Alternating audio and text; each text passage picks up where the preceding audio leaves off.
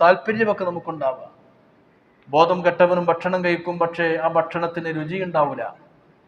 ബോധമില്ലാത്ത അവസ്ഥയിൽ നമ്മളൊക്കെ ഭക്ഷണം കഴിക്കുമ്പോൾ അത് ആസ്വദിച്ചുകൊണ്ട് കഴിക്കുന്നു, രുചിയുണ്ട്. ഒരാൾക്ക് തീരെ സുഖമില്ലാതായി ബോധം കെട്ടെടുക്കാൻ, അപ്പോഴേക്ക് ഭക്ഷണം വേണം. ഗ്ലൂക്കോസ് ആയിട്ടും പൈപ്പിലൂടെയും മൂക്കിലൂടെയും ട്യൂബായിട്ടൊക്കെ ഇങ്ങനെ ഭക്ഷണം കൊടുക്കും. പക്ഷെ അത് അയാൾക്ക് ആസ്വദിക്കാൻ പറ്റൂല. അയാൾക്കും ഭക്ഷണം അനിവാര്യമാണ്. പക്ഷെ ആസ്വാദനം നഷ്ടപ്പെട്ടു ബോധം പോയപ്പോൾ. ഇതുപോലെ നമ്മുടെ ആത്മാവിന്റെ ബോധം പോയപ്പോൾ ആരാധനകളുടെ ആസ്വാദനം നമുക്ക് നഷ്ടപ്പെട്ടു.